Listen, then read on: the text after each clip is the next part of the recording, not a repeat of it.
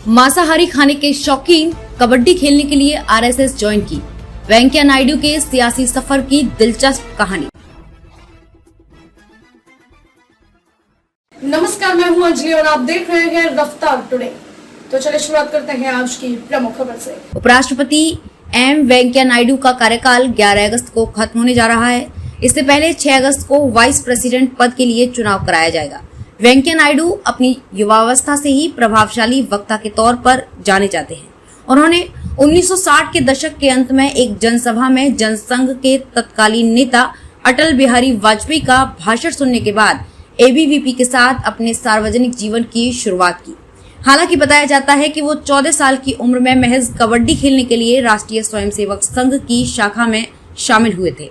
नायडू ने अपने सार्वजनिक जीवन में लंबा सफर तय किया है। उन्होंने पार्टी के लिए पोस्टर चस्पाने का कार्य किया और पार्टी के राजनीतिक और वैचारिक निष्ठा के प्रतीक बने।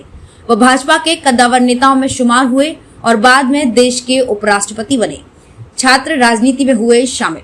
नायडू अखिल भारतीय विद्यार्थी परिषद के जरिए छात्र राजनीति में शामिल हुए थे और जेपी यानी कि जयप्रकाश आंदोलन में सक्रिय भूमिका निभाई। नायडू शनिवार को देश के उन उपराष्ट्रपतियों की उस सूची में शामिल हो गए जिन्हें दूसरा कार्यकाल प्राप्त नहीं हुआ। अब तक सर्वपल्ली राधाकृष्णन और हामिद अंसारी ऐसे 2 उपराष्ट्रपति रहे हैं जो इस पद पर लगातार 2 कार्यकाल तक काबिज रहे।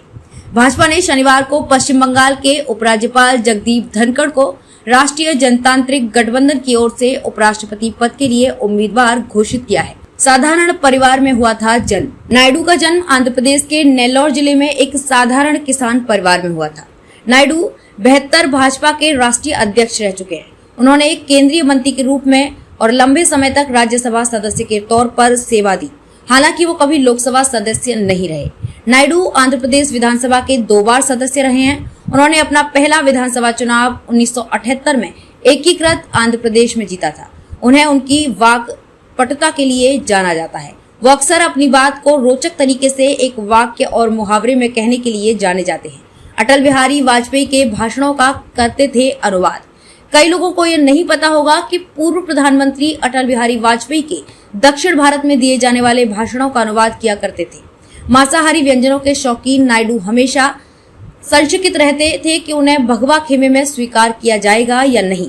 अपने अनुभवों को साझा करते हुए नायडू ने बताया था कि पार्टी में शामिल होने से पहले उन्होंने पार्टी नेतृत्व ने पहला सवाल यही किया था कि क्या उन्हें मांसाहार की अनुमति होगी। उपराष्ट्रपति के मुताबिक पार्टी ने स्पष्ट रूप से कहा था कि उनके खान पान की आदत से कोई परेशानी नहीं है क्योंकि ये उनकी आदत व्यक्तिगत पसंद है। अडवाणी के करीब।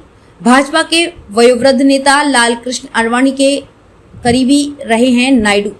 2014 के लोकसभा चुनाव से पहले गुजरात के तत्कालीन मुख्यमंत्री नरेंद्र मोदी का प्रधानमंत्री पद की उम्मीदवारी के लिए समर्थन किया था। नायडू जुलाई 2002 से अक्टूबर 2004 तक लगातार कार्यकाल के लिए भाजपा के अध्यक्ष रहे।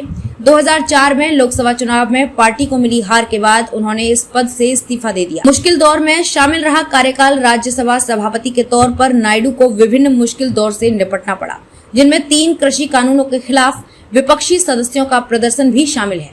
एक समय नायडू ने कहा था कि अच्छी दृष्टि तभी संभव है जब दोनों आंखें ठीक हों।